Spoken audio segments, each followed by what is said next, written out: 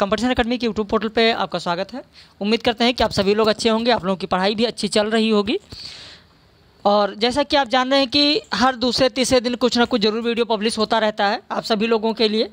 तो आज संपूर्ण पाठ्यक्रम पर आधारित यह प्रैक्टिस सेट है, जिसमें लगभग 156 प्रश्न हैं।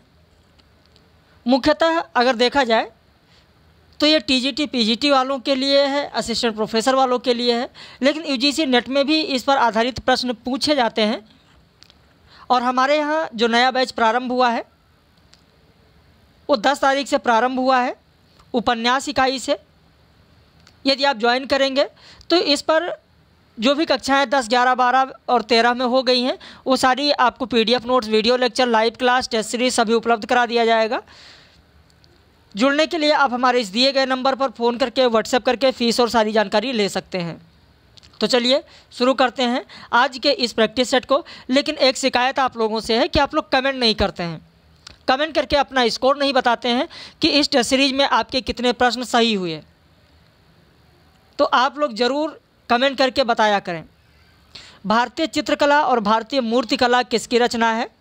राय कृष्णदास, लाला भगवान दीन, श्रीनिवास दास, श्रीलाल शुक्ल।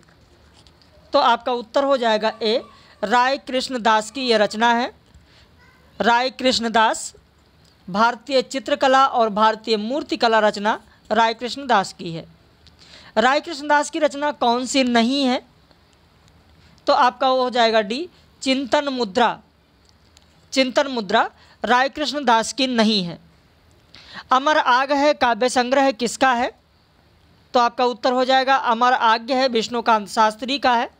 कुछ इसी तरीके से एक लाइन वाले जो प्रश्न होते हैं वो आप देखेंगे कि टीजीटी पीजीटी की परीक्षाओं में पूछे जाते हैं और लगभग 20% प्रश्न, चाहे यूजीसी नेट की बात करें चाहे असिस्टेंट प्रोफेसर की बात करें, लगभग 20 से 25% प्रश्न ऐसे ही एक लाइन के उसमें भी पूछे जाते हैं। विष्णुकांत शास्त्री की रचना कौन सी नहीं है? तो आपका उत्तर हो जाएगा डी, निठल्ले की डायरी। आप सभी लोग जानते होंगे कि निठल्ले की डायरी हरिशंकर परसाई का काव्य व्यंग्य संग्रह है। आप लोगों से एक प्रश्न ये है कि निठल्ले की डायरी जो परसाई की रचना है, व्यंग्य संग्रह है, इसमें कुल कितने व्यंग्य संकलित हैं? आप तो कमेंट करके बताएंगे आप ना कि कितने व्यंग्य संकलित हैं। वैसे प्रश्न जब हम पूछते हैं, अभी मैंने स्टेटस पर भी 2 लोगों की पंक्तियां लगा दी। एक गदाधर भट्ट की थी, तो अंतिम पंक्ति में गदाधर भट्ट लिखा था, तो लगभग सभी लोगों ने उत्तर भेज दिया गदाधर भट्ट। लेकिन जो मलूक दास की पंक्ति है उसका उत्तर किसी का भी अभी नहीं सही आया है, जो स्टेटस पर लगा हुआ है। भाई, अजगर करे न चाकरी, पंछी करे न काम, दास मलूका कह गए सबको दाता राम। तो मलूक दास की ये पंक्ति सबको पता है, लेकिन वो जो वहाँ पर पंक्ति मैंने लगाया जिसमें आप देखेंगे लिखा है कि हम ही दशरथ हम ही राम, हम ही क्रोध और हमरे काम, हम ही रावण हम ही कंस, हम ही मारा अपना वंश, नाम हमारा खाक है हम खाकी बंदे, खाक ही से पैदा किए अति गाफिल गंदे। तो ये जो पंक्ति मैंने लगाई है मलूक दास की, मुझे नहीं लगता है कि सही आंसर लोग दे पाएंगे, बहुत ही कम लोग दे पाएंगे। वही दे पाएंगे जो हिंदी साहित्य का इतिहास आचार्य रामचंद्र शुक्ल का पढ़ा होगा, वहीं से ये पंक्ति है। तो यहाँ पर जरूर कमेंट करके बताना है आपको कि निठल्ले की डायरी में कितने व्यंग्य संग्रह हैं, संकलित हैं। चलिए मैं आपको बता देता हूँ, 26 व्यंग्य संकलित है। तो अब आपके लिए एक प्रश्न ये कि पहला व्यंग्य कौन सा है? निठल्ले की डायरी का पहला व्यंग्य कौन सा है? चलिए एक प्रश्न आपके लिए छोड़ते हैं, जरूर बताइएगा। निम्न में से बेमेल जोड़ा कौन सा है? काव्य निर्णय भिखारीदास, रसरास कुलपति मिश्र, रसविलास चिंतामणि, भावविलास केशवदास। तो आपका उत्तर हो जाएगा डी, भावविलास। भावविलास केशवदास की रचना नहीं है, बल्कि जिनका भाव विलास है, भवानी विलास है, कुशल विलास है, राम विलास है, प्रेम चंद्रिका है, सुजान मणि है, सुजान विनोद है, ये सब उन्हीं की रचना है। तो किसकी रचना है? देव की रचना है। अगला प्रश्न, निम्न में से बेमेल जोड़ा कौन सा है? फूल नहीं रंग बोलते हैं केदारनाथ अग्रवाल, उस जनपद का कवि हूँ त्रिलोचन शास्त्री, सीढ़ियों पर धूप शमशेर बहादुर, संसद से सड़क तक सुदामा पांडे धूमिल। तो आपका उत्तर हो जाएगा सी, सीढ़ियों पर धूप में शमशेर बहादुर का नहीं है। यह कविता संग्रह रघुवीर सहाय का है। रघुवीर सहाय का है, रघुवीर सहाय। जिसका संपादन अज्ञे ने किया है। रघुवीर सहाय का है जिसका संपादन अज्ञे ने किया है। सीढ़ियों पर धूप में आप देखेंगे कि 10 कहानियाँ संकलित हैं, इसमें 11 लेख संकलित हैं और 78 कविताएं संकलित हैं। 10 कहानियाँ, 11 लेख, 78 कविताएं संकलित हैं और इसका संपादन सीढ़ियों पर धूप में जो रघुवीर सहाय का है अज्ञे ने किया है। और उसकी भूमिका में अज्ञे ने कहा भी है कि नए हिंदी के गद्य लेखकों में जिन्हें वास्तव में मॉडर्न कहा जा सकता है उनमें रघुवीर सहाय अन्यतम हैं। और रघुवीर सहाय की जो ये सीढ़ियों पर धूप संग्रह है जिसमें 10 कहानियाँ, 11 लेख, 78 कविताएँ हैं। 78 कविताओं में आप देखेंगे कि हमने देखा कविता है, इसमें पानी है, आवो जल भरे बर्तन, पानी के संस्मरण। हाँ, पानी के संस्मरण ध्यान रखिएगा, बहुत ही महत्वपूर्ण है। ऐसा पूछा जा सकता है कि पानी के संस्मरण किस विधा की रचना है, तो कुछ लोग लगा देंगे संस्मरण, जबकि कविता है रघुवीर सहाय का। पानी के संस्मरण है, दुनिया है, सभी लुजलुजे हैं, मेरा एक जीवन है, हा हूती नगर, और ये है स्वागत सुख है, उसमें भक्ति है, यह मर्म। ये सब कविताएं रघुवीर सहाय की हैं जो सीढ़ियों पर धूप काव्य संग्रह में संकलित हैं। निम्न में से बेमेल जोड़ा कौन सा है? उद्धव शतक, रत्नाकर, लालटीन की छत, निर्मल वर्मा, जुगलबंदी, गिरिराज किशोर, 55 खंभे लाल दीवारें। यहाँ पर आपका उत्तर हो जाएगा डी, 55 खंभे लाल दीवारें मृदुला गर्ग का नहीं है, उषा प्रियमवदा का है। और 55 खंभे लाल दीवारें में आप देखेंगे कि इसमें नायिका जो है वो सुषमा है जिसकी उम्र 33 वर्ष है और ये सुशिक्षित महिला है। 55 खंभे लाल दीवारें में भारतीय नारी के सामाजिक और आर्थिक विषमताओं से उत्पन्न कुंठा और यंत्रणा का सजीव अंकन किया गया है उषा प्रियमवदा के द्वारा। निम्न में से बेमेल जोड़ा कौन सा है? मरी हुई मछली राजकमल चौधरी, टेढ़े मेढ़े रास्ते भगवती चरण वर्मा, रसीदी टिकट अमृता शेरगिल, कलम का सिपाही अमृत राय। यहाँ पर आपका उत्तर हो जाएगा सी, रसीदी टिकट अमृता प्रीतम का है, ना कि अमृता शेरगिल, ध्यान रखना। निम्न में से बेमेल जोड़ा कौन सा है? तंत्रालोक से यंत्रालोक तक यात्रा साहित्य, डॉक्टर नगेंद्र, संस्कृति के 4 अध्याय रामविलास शर्मा, गलत। संस्कृति के 4 अध्याय रामविलास शर्मा नहीं, दिनकर का है। अरियो करुणा प्रभा में अज्ञे, खुशबू के शिलालेख भवानी प्रसाद मिश्र। धूप के धान किसकी रचना है? अज्ञे, गिरिजा कुमार माथुर, भवानी प्रसाद मिश्र, मुक्तिबोध। तो आपका उत्तर हो जाएगा बी, गिरिजा कुमार माथुर, गिरिजा कुमार माथुर। निम्न में से बेमेल जोड़ा कौन सा है? विरह वारिस, आलम, आलसियों का कोड़ा, सितारे हिंद, चंडी चरित्र, गुरु गोविंद सिंह, हालाते कन्हैया, अमीर खुसरो। तो विरह वारिस की अगर बात करें तो आपका उत्तर यहाँ पर हो जाएगा आलम नहीं बल्कि बोधा। बेमेल जोड़ा कौन सा होगा? तो पहला बेमेल जोड़ा है क्योंकि विरह वारिस बोधा की रचना है। माधव विलास किसकी रचना है? लल्लूलाल सदल मिश्र, राम प्रसाद निरंजनी, सदा सुखलाल। तो आपका उत्तर हो जाएगा माधव विलास लल्लूलाल की रचना है। अगला प्रश्न देखें, हिंदी साहित्य का अतीत किसकी रचना है? विश्वनाथ तिवारी, विश्वनाथ प्रसाद मिश्र, राम कुमार वर्मा, राहुल सांकीर्तन। तो आपका उत्तर हो जाएगा बी, विश्वनाथ प्रसाद मिश्र। आत्मबोध, प्राण संकली, पंच यात्रा, ज्ञान तिलक रचनाएं किसकी हैं? आपका उत्तर हो जाएगा बी, गोरखनाथ की यह रचनाएं हैं। कौल ज्ञान निर्णय के रचनाकार कौन हैं? तो आपका उत्तर हो जाएगा कौल ज्ञान निर्णय के रचनाकार हैं गोरखनाथ। एक पुरुष और भी किसकी रचना है?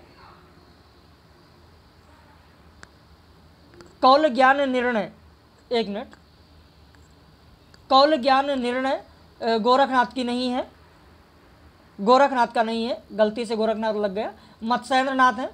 एक पुरुष और भी किसकी रचना है? डॉक्टर विनय की रचना है। जयचंद प्रकाश किसकी रचना है? तो आपका उत्तर हो जाएगा सी, भट्ट केदार की रचना है।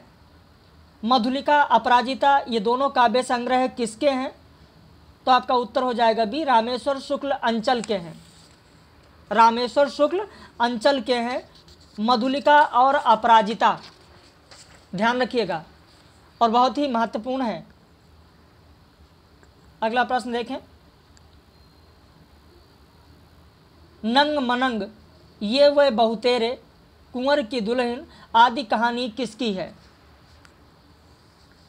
अब कुंवर की दुल्हन से बहुत लोग जल्दबाजी में लगाएंगे कुंवर नारायण, लेकिन ऐसा नहीं है। उत्तर होगा सी, रामेश्वर शुक्ल का है। समाधि लेख, मगध, भटका मेघ, दिनारंभ, माया दर्पण, जलसागर, संचयिता, ये सब काव्य संग्रह किसके हैं। तो आपका उत्तर हो जाएगा सी, श्रीकांत वर्मा के हैं। मैंने एक साथ कई रचनाओं को दे दिया है ताकि भले ही यहाँ 156 प्रश्न हैं, लेकिन उसका 4 गुना आपका प्रश्न, 5 गुना आपका प्रश्न तैयार हो, यानी 500-600 प्रश्न कम से कम आपके तैयार हो जाए इतने से। अगला प्रश्न देखें, साथ के लोग, हलवाहा, नौरंगी बीमार है, मेरा पहाड़, एक पेड़ की याद, ये सब रचनाएं किसकी हैं। आपका उत्तर हो जाएगा बी, शेखर जोशी की। एकलव्य, उत्तरायण, ओ अहिल्या, ये काव्य कृतियां किसकी हैं। आपका उत्तर हो जाएगा बी, रामकुमार वर्मा।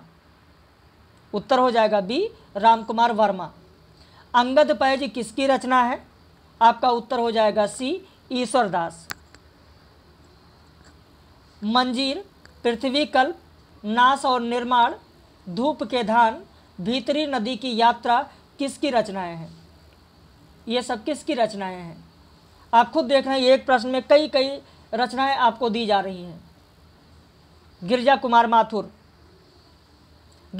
माथुर के लिए किसने कहा है कि उनका किशोर मन न वयस्क होता है न प्रौढ़, वार्धक्य तो दूर की बात है। आपका उत्तर हो जाएगा बी, किसने कहा है, तो रामविलास शर्मा ने कहा है। आपका उत्तर हो जाएगा बी, रामविलास शर्मा ने कहा है। हिंदी का पाणिनि किसे कहा जाता है। तो आपका उत्तर हो जाएगा डी, किशोरीदास वाजपेयी को। प्रेमचंद सामंत का मुंशी, इस रचना के लेखक कौन है। आपका उत्तर हो जाएगा ए, डॉक्टर धर्मवीर। किसने किसने अर्धनारीश्वर नाम से रचना की है।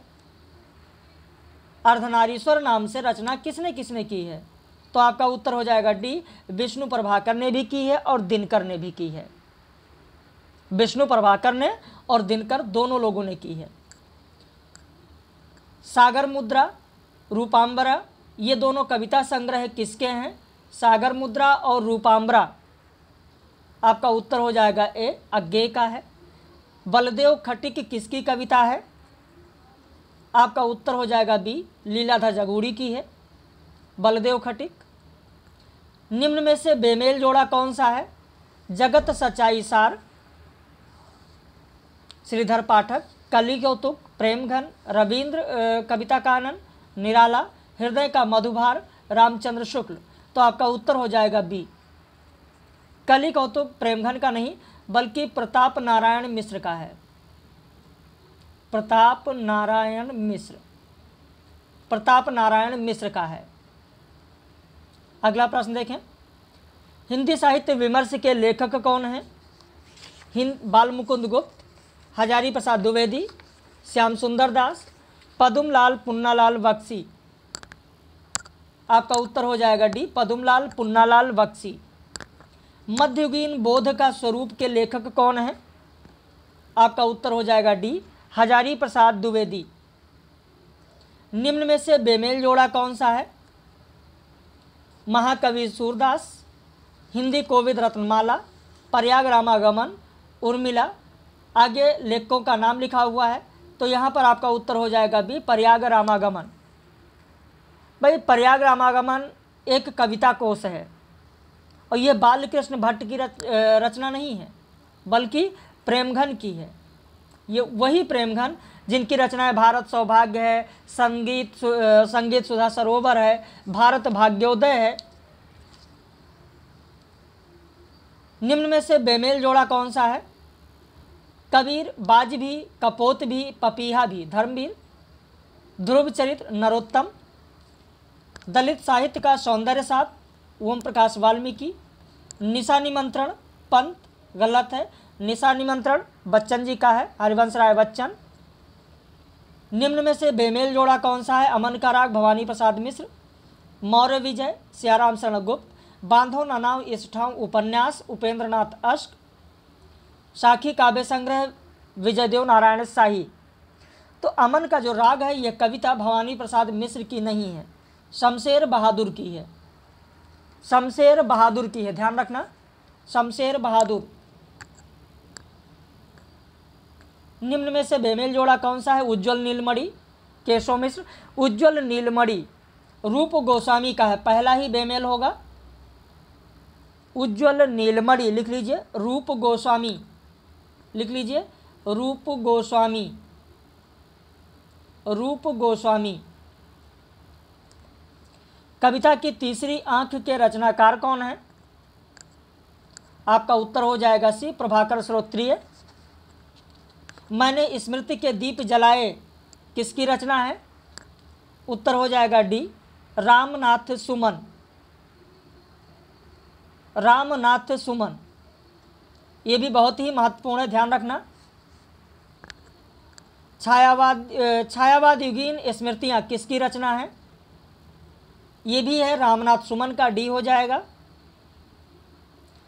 इसमें कौन सा ग्रंथ चंद्रालोक की छाया है? चंद्रालोक की छाया किसे माना जाता है? उत्तर हो जाएगा सी, भाषाभूषण। चंद्रालोक की छाया किसे माना जाता है? बहुत ही महत्वपूर्ण है, ध्यान रखना, भाषाभूषण। तुलसी आधुनिक वातायन से पुस्तक के लेखक कौन है? आपका उत्तर हो जाएगा रमेश कुंतल मेघ। अरस्तु का काव्यशास्त्र के लेखक कौन है? उत्तर हो जाएगा डॉक्टर नगेंद्र। एक एक लाइन की जो ये प्रश्न है ये बहुत ही महत्वपूर्ण है। सुमित्रानंदन पंत नामक ग्रंथ के लेखक कौन है? आपका उत्तर हो जाएगा डॉक्टर नगेंद्र, सुमित्रानंदन पंत। नामवर सिंह की जो रचना है दूसरी परंपरा की खोज, वो किस पर केंद्रित है? भाई आपको ये रटा होगा कि नामवर सिंह की रचना है दूसरी परंपरा की खोज, लेकिन किस पर केंद्रित है? आपका उत्तर हो जाएगा ए, हजारी प्रसाद द्विवेदी। प्रगतिवाद किसकी रचना है? प्रगतिवाद, आपका उत्तर होगा ए, शिवदान सिंह चौहान। कविता के नए प्रतिमान नामवर सिंह का है, ये भी बहुत ही महत्वपूर्ण है। कविता के नए प्रतिमान। कैदी की पत्नी के लेखक कौन है? आपका उत्तर हो जाएगा बी, रामवृक्ष बेनीपुरी, कैदी की पत्नी। नए इलाके में किसकी काव्यकृति है? आपका उत्तर हो जाएगा डी, अरुण कमल, अरुण कमल, ध्यान रखना। मुक्तिबोध की आत्मकथा के लेखक कौन है? आपका उत्तर हो जाएगा विष्णु चंद्र शर्मा। निम्न में से बेमेल जोड़ा कौन सा है? मिलन का मत नाम लो मैं विरह में चिरहूँ, महादेवी वर्मा की पंक्ति बिल्कुल सही है। अधिकार खोकर बैठना ये महादुष्कर्म है, मैथिली शरण गुप्त की पंक्ति सही है। इस करुणाकलित हृदय में अब विकल रागिनी बजती, जयशंकर प्रसाद। नारी तुम केवल श्रद्धा हो विश्वास रजत नग, निराला, गलत है, डी होगा। जयशंकर प्रसाद की यह भी पंक्ति है और यह कामायनी की है। कामायनी में किस सर्ग की है आपको कमेंट करके बताना है। नारी तुम केवल श्रद्धा हो कामायनी के किस सर्ग की पंक्ति है? ध्यान रखना, ऐसे सर्ग कभी कभी पूछा जाता है, आपने देखा भी होगा कि असिस्टेंट प्रोफेसर में शायद ये पूछा भी जा चुका है एक बार, और पीजीटी में भी पूछा गया है।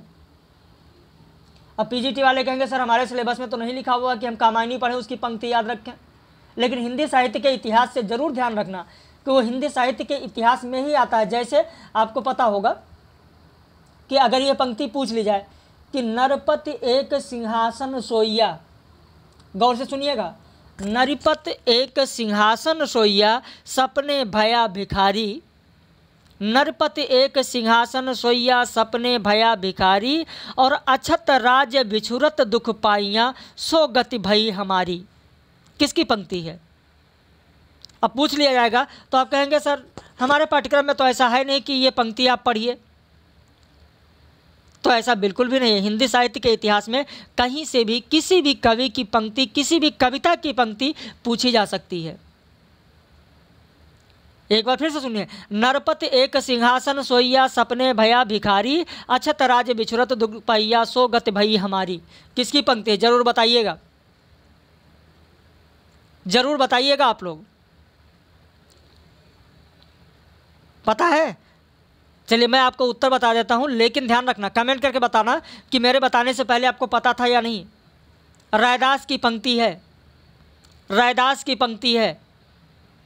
और एक पंक्ति और दे रहे हैं आप लोगों को। खन गरजय घन बिजुरी चमके, लहर उठे शोभा बरन न जाए। खन गरजय खन बिजुरी चमके, लहर उठे शोभा बरन न जाए, और सुन्न महल से अमृत वर्षे, प्रेम आनंद है साधु नहाए। किसकी पंक्ति है?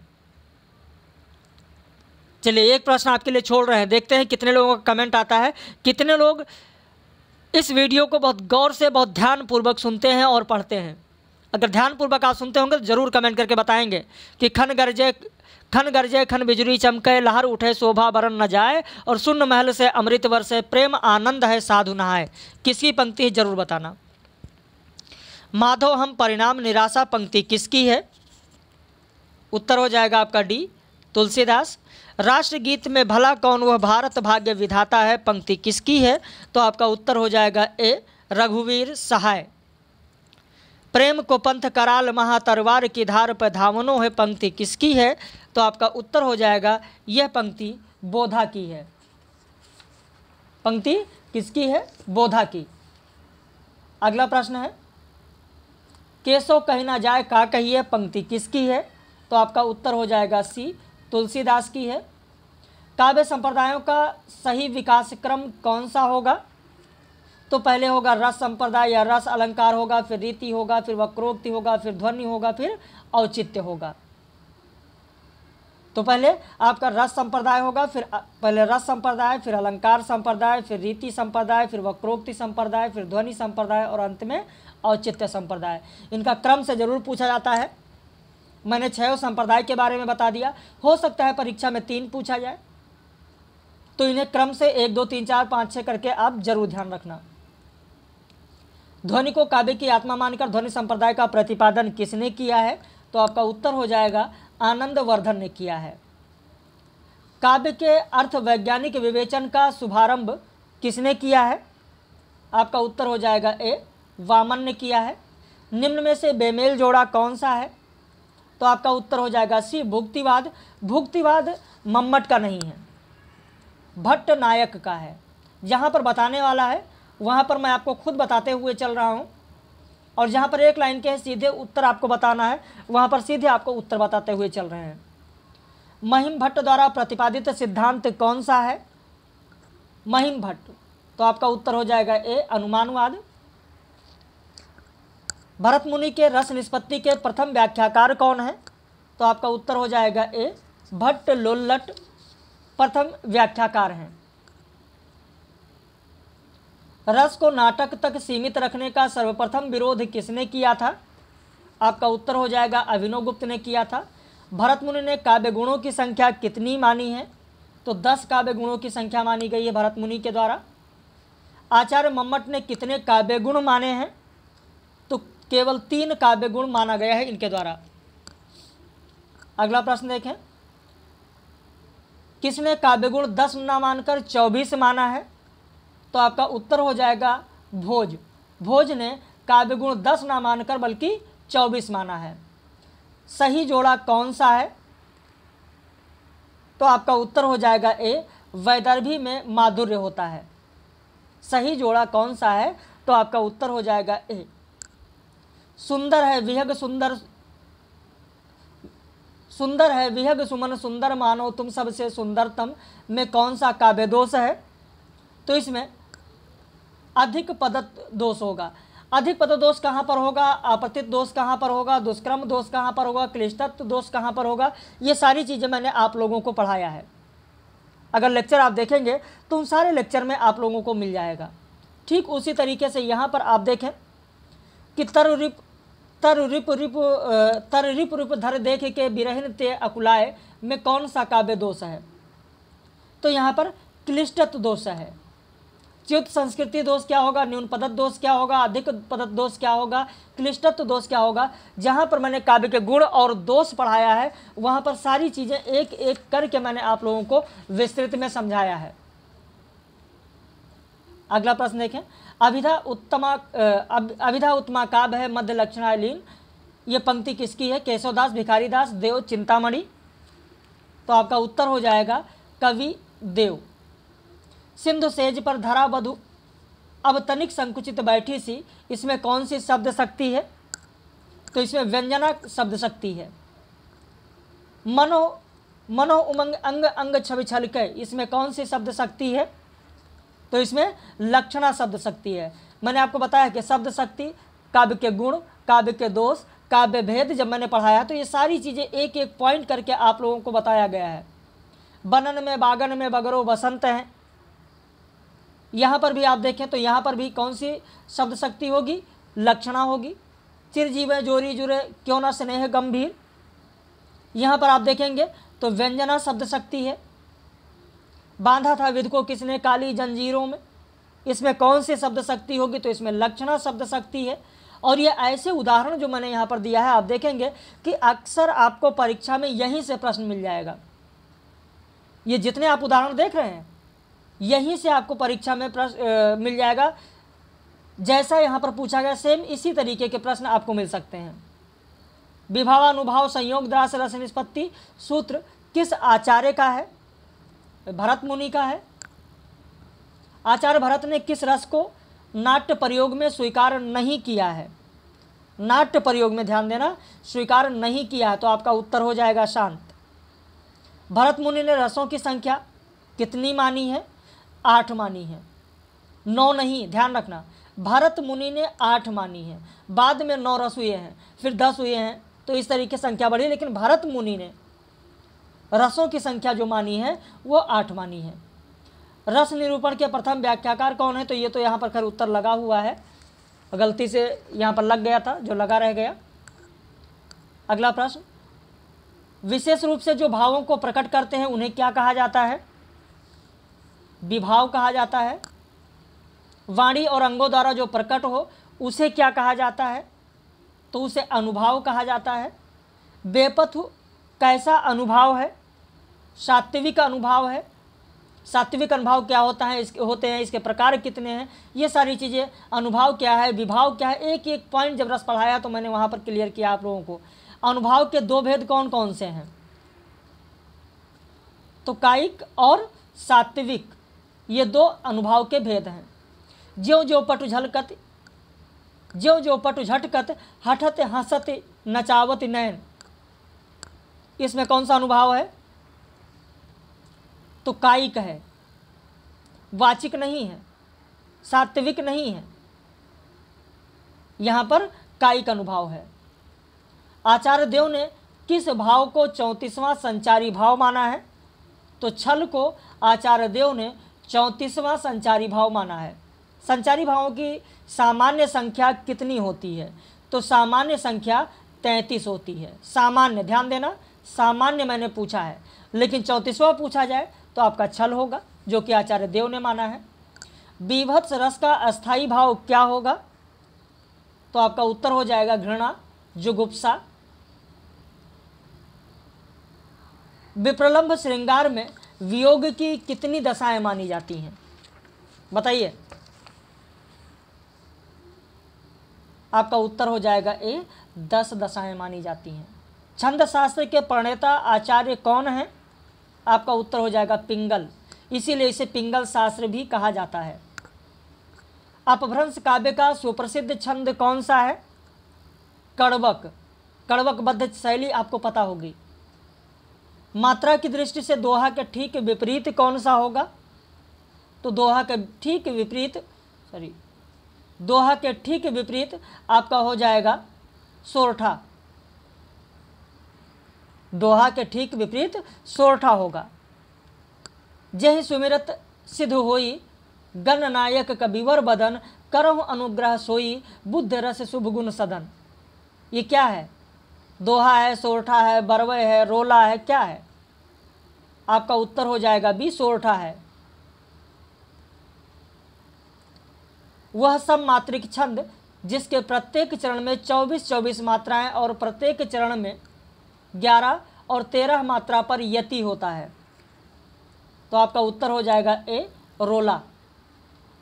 जिस छंद के प्रथम और तृतीय चरण में 12-12 मात्राएं और दूसरे तथा चौथे चरण में 7-7 मात्राएं हो, साथ ही सम चरणों के अंत में जगण हो, तो उसे क्या कहेंगे? उसे कहा जाएगा बरवे। क्या कहा जाएगा? बरवे। अवधि का निजी छंद कौन सा है? तो अवधि का यही निजी छंद है, बरवे। चौपाई के प्रत्येक चरण में कितनी मात्राएं होती हैं?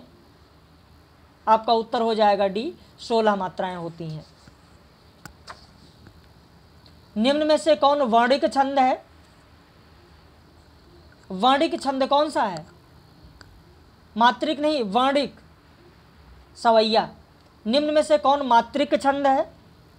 तो ये सभी मात्रिक छंद है, चाहे वो दोहा हो, चाहे रोला हो, चाहे चौपाई हो, ये सभी के सभी मात्रिक छंद हैं।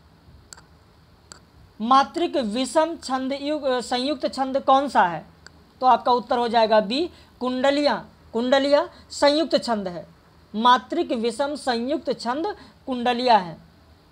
अनुष्टुप क्या है? अनुष्टुप, ये प्रश्न पूछा जा चुका है। अनुष्टुप भी एक छंद है। घनाक्षरी छंद कैसा है? तो घनाक्षरी वाणिक छंद है, मात्रिक नहीं है। टकसाली भाषा किसे कहते हैं? टकसाली भाषा, जो परिनिष्ठित भाषा होता है उसे कहा जाता है टकसाली भाषा। राजभाषा आयोग के प्रथम अध्यक्ष कौन थे? कई बार यह प्रश्न पूछा जा चुका है, जीवी खरे। भाषा की सार्थक लघुत्तम इकाई क्या होती है? सार्थक लघुत्तम इकाई किसकी? भाषा की। वर्णमाला की मैं नहीं पूछ रहा हूँ, वर्ण यहाँ पर किसी पद का नहीं पूछ रहे हैं, भाषा मैंने पूछा है। तो भाषा की सार्थक लघुत्तम इकाई होती है, सार्थक शब्द होता है, ध्यान रखना। प्रश्न पर नहीं ध्यान देंगे तो प्रश्न गलत हो जाएगा। अगर जल्दबाजी में करेंगे तो प्रश्न गलत हो जाएगा, ध्यान रखिएगा। हिंदी भाषा की उत्पत्ति किससे मानी जाती है? शौरसैनी से। किसी सीमित क्षेत्र में बोली जाने वाली स्थानीय भाषा को क्या कहा जाता है? तो बोली कहा जाता है। इसमें से कौन सी राजस्थान की बोली नहीं है? भाई मारवाड़ी है, मेवाती है, मालवी है, लेकिन बुंदेली नहीं है। मैंने पूछा है नहीं है, ध्यान देना। अंगिका किस राज्य की बोली है? अंगिका अंग महाजनपद का नाम सुना है आपने? बिहार में है। ग्वालियर की बोली कौन सी है? बुंदेली। पश्चिमी हिंदी की सर्वाधिक प्रमुख बोली कौन सी है? पश्चिमी हिंदी की ब्रजभाषा। ब्रजभाषा का क्षेत्र कौन सा नहीं है? ब्रजभाषा छत्तीसगढ़ में सरगुजा, ये सरगुजा कहाँ है? छत्तीसगढ़। तो ब्रजभाषा का क्षेत्र कहाँ है? तो धौलपुर में है, मथुरा में है, आगरा में है, लेकिन सरगुजा नहीं है। उकार बहुला बोली कौन सी है? अवधि उकार बहुला बोली है। ध्रुपद गायन का संबंध किस भाषा से है? तो ब्रज भाषा से है। ये सब प्रश्न पूछे गए, सिर्फ रिवीजन के लिए आप लोगों को दे रहे हैं, खासकर जो टीजीटी पीजीटी के लोग हैं। पूर्वी हिंदी की बोली कौन सी नहीं है? तो भोजपुरी पूर्वी हिंदी की बोली नहीं है। पश्चिमी हिंदी की बोली कौन सी नहीं? यहाँ पर भी उत्तर लगा रह गया है, बघेली। पश्चिमी हिंदी की कितनी बोलियां हैं बताइए? ये भी कई बार परीक्षाओं में पूछा गया है। आपका उत्तर हो जाएगा डी, 5। सिंधी भाषा का संबंध किससे है? सिंधी ब्राचड़ से। ये भी कई बार पूछा गया है। कर्ता के साथ ने का प्रयोग न होना किस उपभाषा की प्रमुख विशेषता है? कर्ता के साथ ने का प्रयोग का न होना किस भाषा की विशेषता है? पूर्वी हिंदी की। प्रसन्नता शब्द में कौन सी ध्वनि है? तो युग्मक ध्वनि है प्रसन्नता। स्वर ध्वनि के प्रकार कौन से हैं? दीर्घ, प्लुत, लघु, उपरोक्त सभी स्वर ध्वनि। उत्तर हो जाएगा डी, उपरोक्त सभी, चाहे वो दीर्घ हो, चाहे वो प्लुत हो, चाहे लघु हो, ये सब स्वर में आते हैं, स्वर ध्वनि में आते हैं। इसमें से कौन सी ध्वनि अंतस्थ नहीं है? ध्यान देना, अंतस्थ नहीं है मैंने पूछा है, तो बा अंतस्थ नहीं है। बाकी वाह है, रा है, ला है, ये सब अंतस्थ ध्वनि में आएंगे। इनमें कौन सा वर्ण स्पर्श व्यंजन नहीं है? ध्यान देना, स्पर्श व्यंजन नहीं है मैंने पूछा है, तो यह स्पर्श व्यंजन नहीं है।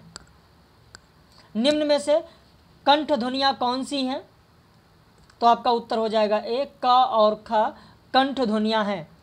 क और ख जो दिया गया है यह कंठ ध्वनियाँ हैं, बाकी कंठ ध्वनियाँ नहीं हैं।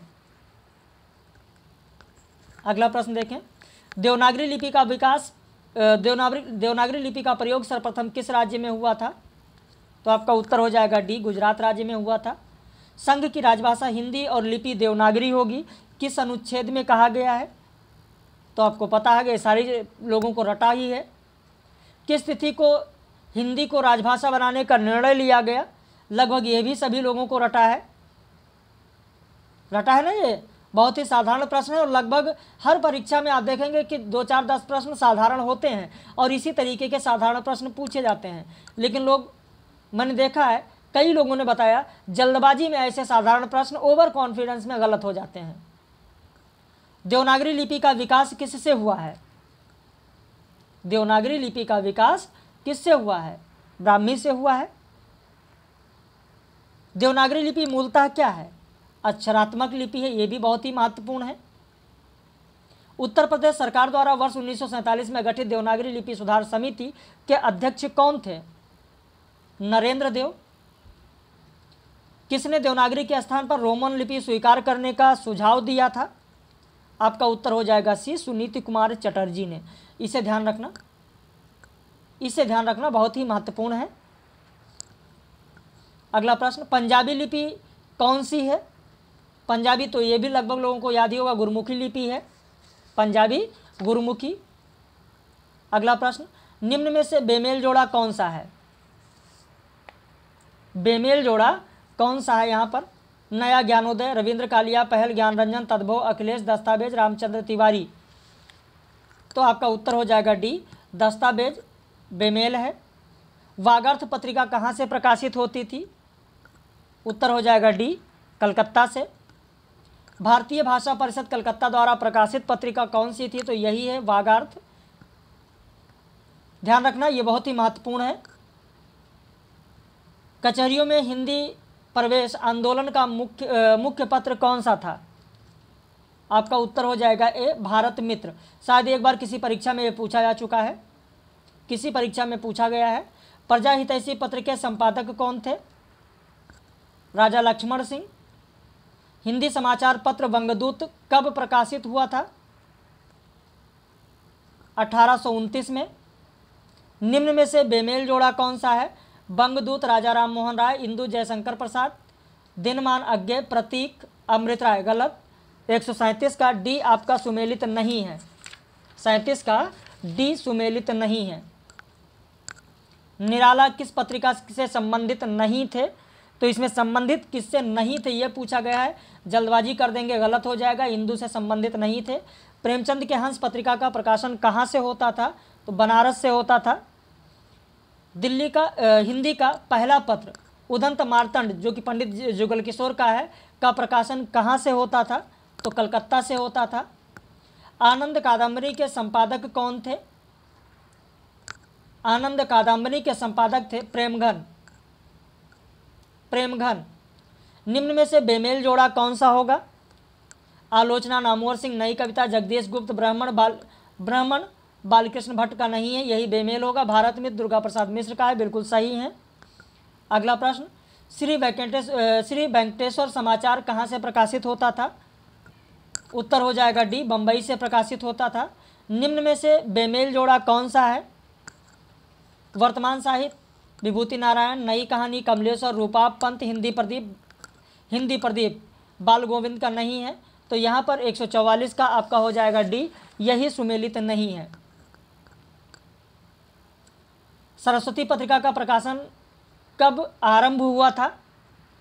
तो आपका उत्तर हो जाएगा 1900। इंडियन प्रेस की स्थापना कब हुई थी? आपका उत्तर हो जाएगा 1884। सरस्वती पत्रिका के संपादक कौन नहीं थे? ध्यान देना, कौन नहीं थे पूछा गया है। उत्तर हो जाएगा शांतिप्रिय द्विवेदी नहीं थे। महावीर प्रसाद द्विवेदी ने सरस्वती का संपादन कब शुरू किया? तो 1903 में प्रारंभ किया था उन्होंने। महावीर प्रसाद द्विवेदी ने सरस्वती के संपादन का उत्तराधिकार अपने पश्चात किसे सौंपा था? तो आपका उत्तर हो जाएगा पंडित देवी दत्त शुक्ल को सौंपा था। पंडित देवी दत्त शुक्ल। सामयिक वार्ता साहित्य के संपादक कौन हैं? सामयिक वार्ता साहित्य किशन पटनायक। धर्मयुग पत्रिका में यशस्वी संपादक कौन थे? उत्तर हो जाएगा डी, धर्मवीर भारती। अगला प्रश्न, ज्ञानपीठ पुरस्कार की स्थापना किस वर्ष हुई थी? ये भी शायद एक बार किसी परीक्षा में ये भी पूछा जा चुका है। उत्तर हो जाएगा आपका 1961। 1961। निम्न में से किसे ज्ञानपीठ पुरस्कार नहीं मिला है? तो सुरेंद्र वर्मा को नहीं मिला है, बाकी दिनकर, पंत, अज्ञे सभी को मिल चुका है। निम्न में से ज्ञानपीठ पुरस्कार किसे नहीं मिला है? तो जयशंकर प्रसाद को नहीं मिला है, बाकी नरेश मेहता को मिल चुका है, महादेवी वर्मा को मिल चुका है, रामधारी सिंह दिनकर को मिल चुका है। दिनकर को किस रचना पर ज्ञानपीठ पुरस्कार मिला था? तो उर्वशी पर उनको मिला है।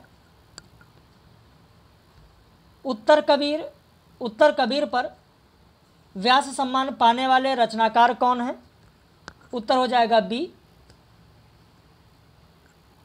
बी हो जाएगा केदारनाथ सिंह। तो इस तरीके से 156 प्रश्न थे। आपको कैसा लगा एक बार जरूर कमेंट करके बताइएगा। लेकिन जो मैंने प्रश्न पूछा है कि घन गरजे खन बिजली चमके, लहर उठे शोभा बरन न जाए, और सुन्न महल से अमृत वर्ष है, प्रेम आनंद है, साधुना है, पंक्ति किसकी है? जरूर कमेंट करके बताइएगा। एक प्रश्न और आप लोगों के लिए छोड़ रहे हैं, एक प्रश्न और छोड़ रहे हैं, बताएं। भक्ति काल में किस कवि के पिता का नाम परमानंद? किसके पिता का नाम परमानंद और माता का नाम सती था? बताइए। एक यह भी प्रश्न आप लोगों के लिए छोड़ रहे हैं, जिनके लिए आचार्य रामचंद्र शुक्ल ने कहा है कि इनकी रचना साहित्यिक और सरस है, भाषा भी काव्य की मंजी हुई ब्रज भाषा है। किसके लिए कहा है? और जिसके लिए कहा है उन्हीं के पिता का नाम परमानंद और माता का नाम सती है। अगर आपने आचार्य रामचंद्र शुक्ल का हिंदी साहित्य का इतिहास पढ़ा होगा तो इन प्रश्नों का उत्तर आप जरूर देंगे। और साथ ही हमारे साथ नया बैच ज्वाइन करने के लिए ऊपर दिए गए नंबर पर फ़ोन करके, व्हाट्सएप करके फीस और सारी जानकारी आप ले सकते हैं। एक बार आप नंबर का स्क्रीनशॉट यहाँ से ले सकते हैं। यहाँ से आप ये देखिए, ये नंबर है, इस नंबर पर आप फ़ोन करके, व्हाट्सएप करके फीस और सारी जानकारी ले सकते हैं, जिसमें आपको कंप्लीट सिलेबस का PDF notes, video lecture, live class, test series, ये सारी चीज़ें आपको मिलेंगी। तो हम लोग फिर मिलेंगे रात में 9 बजे।